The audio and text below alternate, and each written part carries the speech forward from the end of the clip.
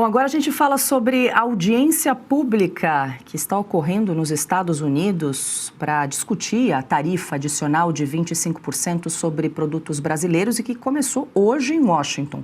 O grupo reúne representantes dos setores produtivos do Brasil e dos Estados Unidos, além de autoridades do governo do presidente Donald Trump. O setor produtivo brasileiro considera a audiência a principal oportunidade para reduzir ou rever a tarifa antes da decisão final prevista para o dia 15 de julho. A audiência é realizada pela Comissão de Comércio Internacional dos Estados Unidos e foi dividida em 14 painéis. Entre os brasileiros inscritos para falar hoje estão Andressa Silva, da AB Arroz, Marcelo Junqueira, da Sociedade Rural Brasileira, Fernanda Carneiro, da CNA e Marcos Matos, do Secafé. Cada participante terá 5 minutos para apresentar um resumo sobre o setor que representa. Depois das apresentações, as autoridades americanas poderão fazer perguntas aos participantes. O senador Flávio Bolsonaro também deve participar da audiência na terça-feira e já adiantou que vai pedir que os dois países busquem uma solução por meio do diálogo. Vale lembrar que Flávio também enviou um documento às autoridades dos Estados Unidos pedindo a suspensão da tarifa e que o PIX fique fora da disputa comercial entre os dois países. Eu queria entender o que passa na cabeça de uma pessoa que não enxerga a força que o Lula faz para que os produtos brasileiros sejam tarifados pelos Estados Unidos, para ele usar a falsa narrativa de defesa da soberania. Ele está se lixando para a soberania brasileira. Por causa do efeito Lula, é que hoje o Brasil tem chance de ser tarifado. Ele não mandou ninguém para cá, nem uma única pessoa para defender o Brasil aqui nesse tribunal que vai sugerir se o governo americano deve impor ou não a tarifa de 25% aos produtos brasileiros. O Lula é o único que quer a tarifa. E eu estou aqui para defender os interesses do povo brasileiro. Ana, a gente começa com você e lembramos, como bem ressaltou Flávio Bolsonaro, que o governo brasileiro decidiu não inscrever ninguém para discursar nessas audiências públicas que ocorreram hoje e também amanhã. Ainda assim, a Embaixada do Brasil em Washington vai enviar representantes como observadores para acompanhar essas discussões, essas audiências públicas que estão sendo realizadas. O Itamaraty também informou que as negociações devem continuar por meio de conversas técnicas, pela questão diplomática, para tentar reduzir essas tarifas sobre alguns produtos brasileiros. Ana. Lembrando que amanhã também tem outra audiência, Paula, em relação àqueles 12,5% extra, também pela seção 301, mas no caso do Brasil fazer parte daquela lista de mais de 50 países que ainda, de alguma forma, estão alinhados ou entrelaçados ou ligados com trabalho escravo. Ou seja, o senador Flávio Bolsonaro fala 25%, mas as tarifas para o Brasil podem chegar a 37,5%. O governo brasileiro, Paula, diz que estará como ouvinte, mas que segue com perspectivas de negociações nos bastidores. A questão, Paula, é que o Lula já teve várias chances para colocar o Brasil na frente de seus caminhos ideológicos, né, que a gente sabe muito bem que são conduzidas pelo Mauro Vieira, pelo Celso Amorim, de Estados Unidos, imperialismo, malvadão, capitalismo horrível, e claro que hoje eles usam isso para ficar ainda mais próximos da China.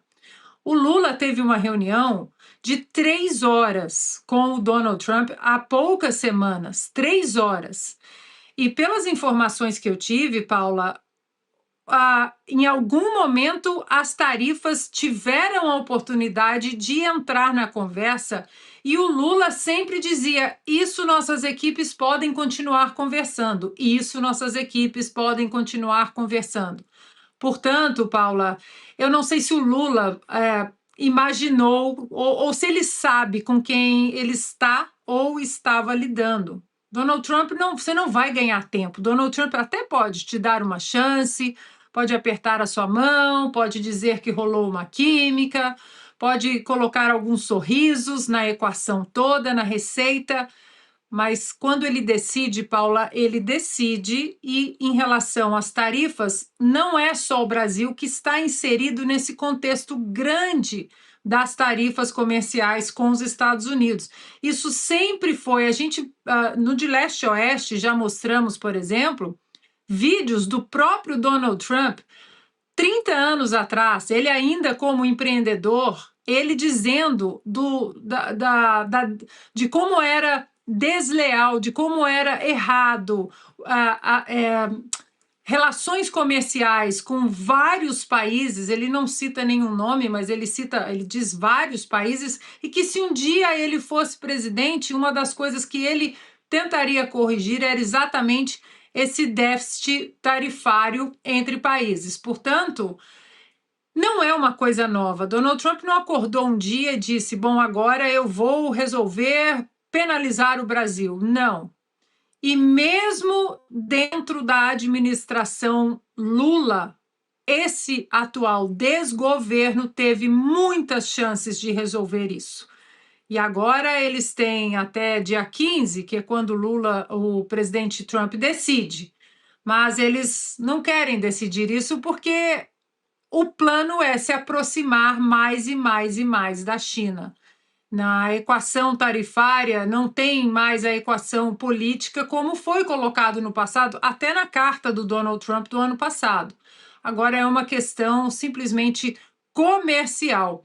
Alguns produtos, claro, já saíram, né, dessa lista, até vi que tem uma representante do café brasileiro, mas o café é um dos produtos que provavelmente vai sair de vez dessa lista, já que é um produto de consumo muito grande aqui no Brasil, aqui nos Estados Unidos, e o café nas últimas semanas, eu como mineira, vi que o café, nos últimos meses, o preço subiu. Então, é claro que o Donald Trump ele vai colocar sempre America First, como foi desde o início.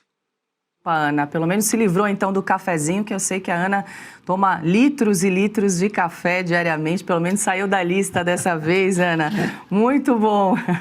Deixa eu ouvir o Marcelo também sobre essas audiências que ocorrem em Washington. Marcelo, como é que você enxerga a efetividade dessas discussões, né, para a posterior decisão de Donald Trump em relação a essas taxações? Como bem lembrou a Ana, pode chegar aí a 37,5%, porque são 25%, mais os 12,5% em relação ao entendimento ali do governo americano que o Brasil teria falhas no combate ao trabalho forçado. Como é que o senhor enxerga, principalmente, essa relação aí do regime jurídico brasileiro em relação a trabalhos forçados? O Brasil entrou numa lista com mais 60 países, não é, Marcelo? Qual o peso que você acha que isso pode ter na decisão final de Donald Trump? Eu acho que o peso é muito grande, porque tudo aquilo que significa, na visão do governo Trump, uma concorrência desleal, né, vai levar à imposição de tarifas. Né? Então, o trabalho escravo, ou condição análoga à de escravo, como diz a lei, é um desses fatores. Quer dizer, se você, no seu país, as suas empresas tem que remunerar bem os empregados, enfim, dar boas condições de trabalho, e aí o teu concorrente usa trabalho escravo ou alguma coisa análoga a essa situação, a concorrência é desleal. Né? Da mesma forma que é a questão da ineficácia no combate à corrupção. Né? Se a sua empresa americana não pode nem pensar em propina, em suborno de agentes públicos para prosperar, mas o teu concorrente vem lá do Brasil, cheio de força, campeão nacional na proteína, na carne, né? Tudo isso conquistado à base de farta distribuição de propina no Brasil. Né? Aí chega nos Estados Unidos com toda a força. Eu estou me referindo, obviamente, a JBS, né? Aos irmãos Friboi, né? Então, tudo isso é visto como uma concorrência desleal que justifica a imposição de tarifas. Agora, o que me parece com relação... E aí eu concordo com a análise que o Flávio fez nós vimos agora o comentário dele, né?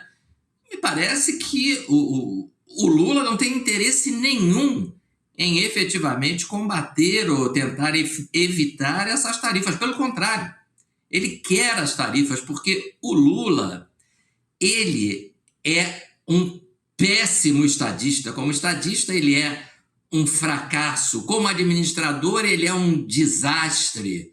Mas ele é um mestre na politicagem, né? Muita gente diz que o Lula é um gênio da política. Eu acho que ele é um gênio da politicagem, né? E como gênio da politicagem, aquele sujeito que bota os interesses eleitoreiros dele à frente do interesse do país, ele quer essas tarifas, como disse o Flávio Bolsonaro, para que ele possa fazer o discurso da soberania, né? Ele, inclusive, mudou o slogan oficial do governo federal, né, para alguma coisa como do lado do povo brasileiro, o governo do lado do povo brasileiro, alguma coisa assim, né, justamente para poder, de forma demagógica, populista e eleitoreira, dizer, olha, somos nós que defendemos o Brasil, né? Nós que somos a resistência contra... Só falta falar imperialismo yankee para ressuscitar aquele discurso de Guerra Fria, né? Pré-queda do Muro de Berlim. Né? É por aí que ele quer faturar politicamente. Então, na verdade, ele quer essas tarifas. Se o Brasil vai ser prejudicado com isso, ele não está nem aí, né? Porque o interesse dele não é o Brasil, o interesse dele é se manter no poder, né? Ele e o seu entorno, né, agarrados ao poder e distribuindo aí as suas benesses para os companheiros. Augusto, você lembrava daquele episódio do encontro entre o presidente Trump e o presidente Lula na Assembleia Geral da ONU, ainda no ano passado? Isso. Quando teria rolado uma química segundo entre Lula. Os dois, segundo Lula. Vamos acompanhar. Era normal não encontrar com o presidente. E, para mim, eu fui surpreendido porque eu tinha acabado meu discurso, eu já estava saindo, sabia pegar minhas papeletas e ir embora quando o Trump veio para o meu lado, sabe? Com uma cara muito simpática, muito agradável, sabe? E eu acho que pintou uma química mesmo. Eu acho. Então, veja... Acho que pintou uma química. Augusto. Olha, rapaz, como todo ladrão, o Lula é muito mentiroso, né? Ele mente com a maior tranquilidade. Eu me lembro que ele dizia, acho que no segundo mandato dele, ele vivia dizendo o seguinte, porque hoje eu telefonei para o Bush e falei, olha, segura aí a tua crise, porque se ela cruzar o oceano... Aqui vai chegar como marolinha, então, como é que ele vai falar se ele não fala nem português, muito menos inglês? E se ele está se valendo de um intérprete, nenhum funcionário do Itamaraty é louco a ponto de traduzir isso aí desse jeito.